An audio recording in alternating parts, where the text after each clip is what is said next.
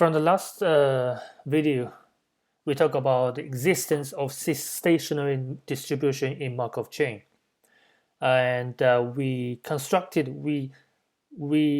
that if there's a recurrent state, let's say state I, then we can construct a stationary distribution function mu I. This is something we've done in the last video. In this video, I want to talk about when the stationary distribution is unique in Markov chain. So this is what we talk about. We construct a function mu I, which satisfies a similar equation to what is called stationary distribution. Only thing is that mu I doesn't have to be a probability distribution. But if we divide mu I by its integral, its total value of mu I, which is integrating mu I over all j, which is the value is actually we proved in the previous video, which is the expected value of I returning back to I. So if we divide mu I by expected value of ti, then this is a solution of stationary distribution. But is it unique? It's hard to say, and that's something we want to find out in this video. So think about, so let's say J is also a positive recurrent. Not only I is positive recurrent, but also J is positive recurrent. Then we can write mu Jj divided by Ejj, which is actually 1 over Etj, expected value of Tj, is another definition of stationary distribution. So are they the same? Mu I over Ei Ti and 1 over Ej Tj. Are they the same thing, or they are two different stationary distributions? And so that's something we want to find out. Is this two different definitions, two different stationary measure, which is what we call a measure mu I and mu J? Are they the same? Are they represents the same value, or they are two different distributions? So when is this stationary distribution unique? And we're gonna talk about. We're gonna try to find out. Which we're gonna try to find this thing. The first thing we want to prove here is that the function mu I, which is we call a stationary measure, mu I, we prove that it's the sum of mu I Pij is equal to some another mu. So that's what we found in the previous videos, but we can also prove here is that mu I is actually close to unique. What I mean is close is that mu, if there is another stationary measure v that satisfies the same stationary measure function, this function v must be a constant multiple of mu I. So that's something we want to prove, given that I is recurrent and the Markov chain P is irreducible. So we want to prove that, and we're going to use that to prove that under certain conditions, the Markov chain has a unique stationary distribution. So let's prove this one. So suppose V is another stationary measure. So it satisfies Vk is a sum of Vj Pjk, and we're gonna write it in a different expression. So we take out Vi Pik, I is recurrent, and then out of the summation. So the rest of the summation is Vj Pjk when for all j now equal to I, sum of those terms. And we're gonna do the same thing again. We're gonna use this line of equation here and we're gonna replace the Vj in the summation with this new recursion. So we do another induction, we do another replacement here.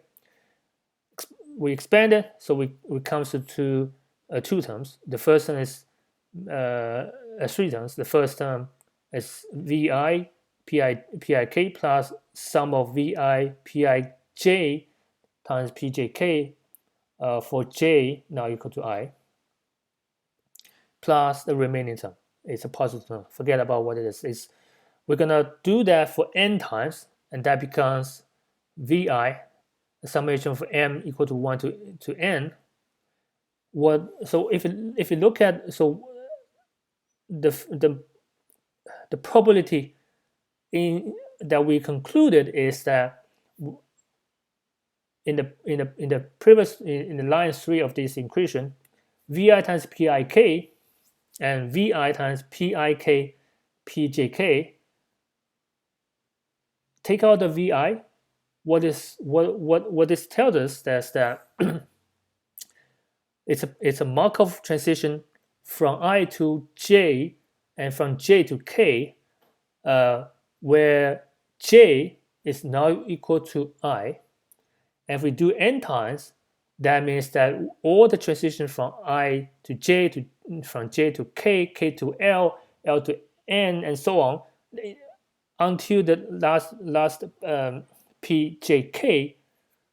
Before the Pjk, the last term Pjk, previous multiplication of P, they're all intermediate state. They're all transition into states that is not equal to I. So that concludes that the previous terms, the previous positiveness in here is actually a probability of xg now equal to I for all g greater than equal to 1 and less than m. And when m is equal xm,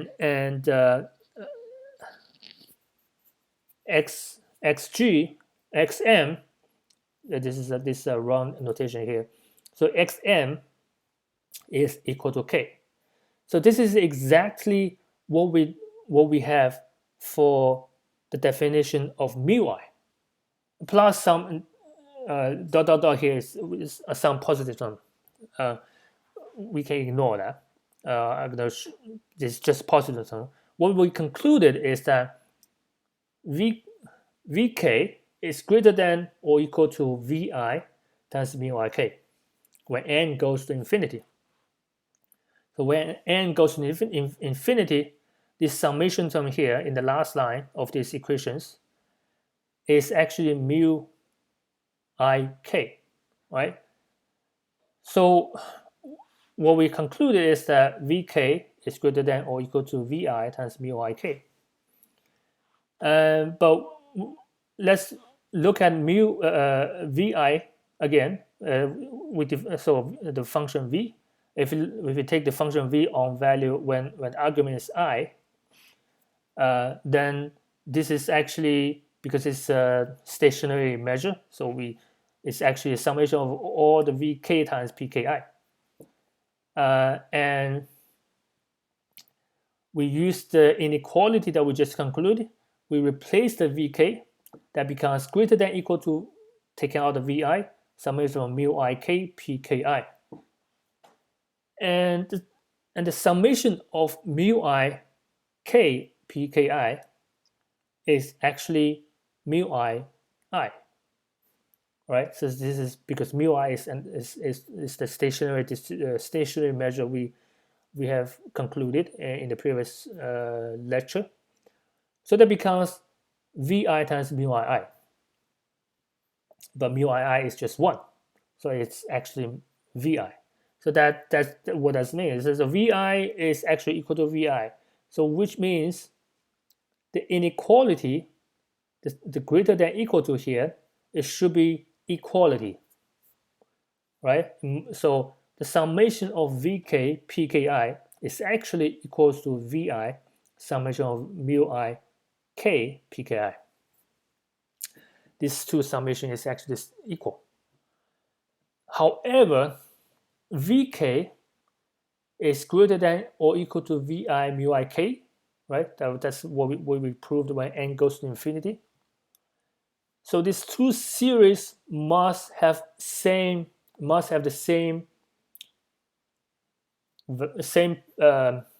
parameter Vk. So that means that Vk is equal to Vi mu ik, and that's what we want to prove. We just proved Vk is a constant multiple of mu ik, where in here the constant is actually Vi. And since P is irreducible, this is true for all state K. So that has proved that if there is another stationary measure V, it must be a constant multiple of mu I, where I is recurrent state. So done. We have proved this theorem. We're going to use that to prove uniqueness. Before that, let's talk about another theorem. If there is a stationary distribution, so the theorem is the theorem statement is that if there is a stationary distribution, then all state j that have pi j greater than 0 are recurrent. So that intuitively makes sense, right? If the probability of recurrence pi j, which is pi j for j, is greater than 0, that means that it's always recurrent. Like in the Markov process, it happens all like many times periodically.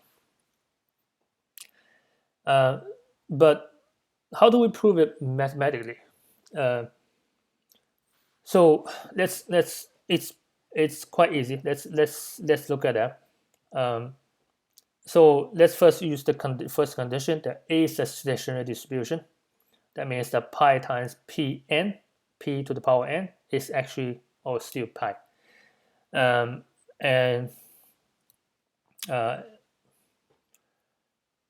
If pi j is greater than 0, that's what is given in the theorem.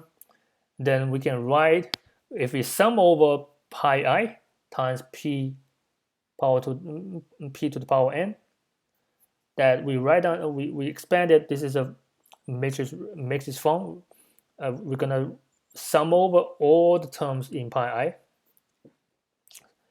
I. So that becomes summation of pi I, summation of all state I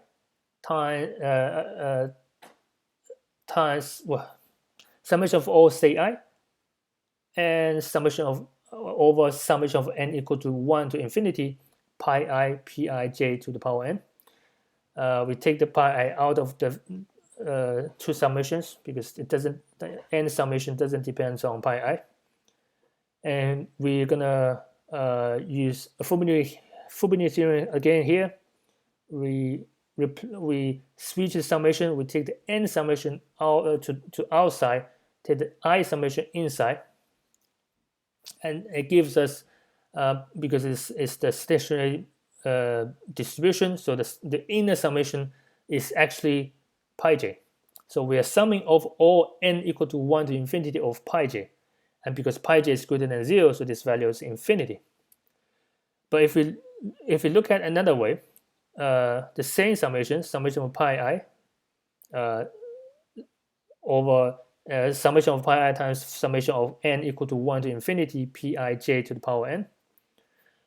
The summation of n to the infinity pi j to the power n, what is that? It's actually the expected value of number of recurrence of state j given the initial state is I. And we prove that this is actually the expected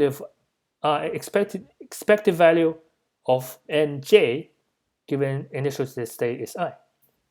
All right? And we proved that in the previous lecture in the Markov chain theories that this summation is actually rho ij divided by 1 minus rho jj. If you are the first time looking at this video, you can always check my previous videos to find out those knowledges. I won't repeat that here. So let's continue from here. And so this summation, because rho ij is definitely less than or equal to 1, so the whole summation here is less than or equal to summation of pi I 1. So now we replace rho ij to 1 divided by 1 minus rho jj, and it's definitely less than or equal to 1 over 1 minus rho jj. In order for this term to be greater than or equal to infinity, rho jj must be 1. So rho jj equal to 1, by definition, j, the state j, is a recurrent state. So what this tells us that if in a stationary distribution, a state j has a positive pi probability of recurrence, then the state is a recurrent state, basically. So now let's try to prove the uniqueness of when this stationary distribution is unique. If P is, so the theorem here is basically equivalence theorem. So if P is a irreducible Markov chain, then the following are equivalent, which are, the first term is that there is a stationary distribution. The second term is the equivalent to that is that the stationary distribution is unique. The third equivalent term is that there is some state x which is positive recurrent.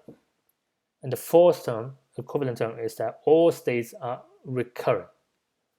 So all those four terms represent the same fact, right? So which tells us that if a Markov chain is irreducible, if you can find a state x that is positive recurrent, you can conclude that there's definitely a unique stationary distribution, and all states must be positive recurrent. Same thing, if you can find a stationary distribution for irreducible Markov chain, then you can conclude that all states in this irreducible Markov chain are positive recurrent, and the stationary distribution is unique. The proof is quite simple as well. So the existence of stationary distribution implies that for some I, the pi I is greater than 0, and therefore I is recurrent by the previous theorems we just proved. And irreducibility tells us that all states are recurrent. Therefore, there must be some state j that pi j is greater than 0 and less than infinity to satisfy the condition of summation of all pi values is equals to 1. Therefore, j is a positive recurrent because it's less than infinity. But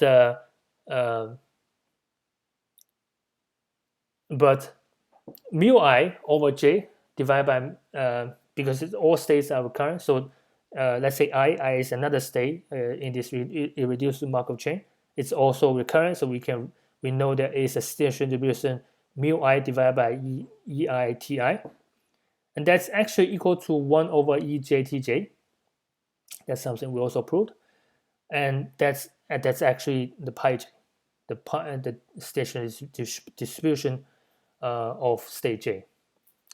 And so that tells us that mu I j divided by ei is greater than 0, less than infinity, which implies that ei is less than infinity, which tells us that, and it's true for all I, therefore all states in this irreducible Markov chain are positive recurrent. And the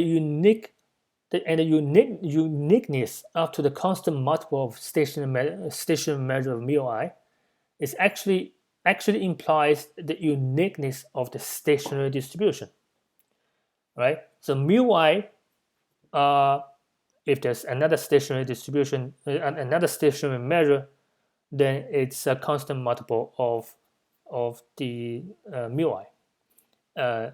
And for a stationary measure to become a stationary distribution, we have to divide it by its total mass, which is expected value of Ti. And suppose there's a pi, which is a stationary distribution, and then if there's another stationary distribution, it must be a constant multiple of this pi. But this you can't multiply another stationary distribution by another constant other than 1, because if you do that, that will not be a stationary distribution. It will be the summation of that, all the states of that stationary distribution will definitely greater than 1. It's not a probability distribution anymore. So that gives us that the stationary distribution is unique, and that's it. That's all we just what we want to prove, and that's so that tells us that if P is irreducible, and you can find a state X that is positively recurrent, then you can conclude that there's definitely a unique stationary distribution.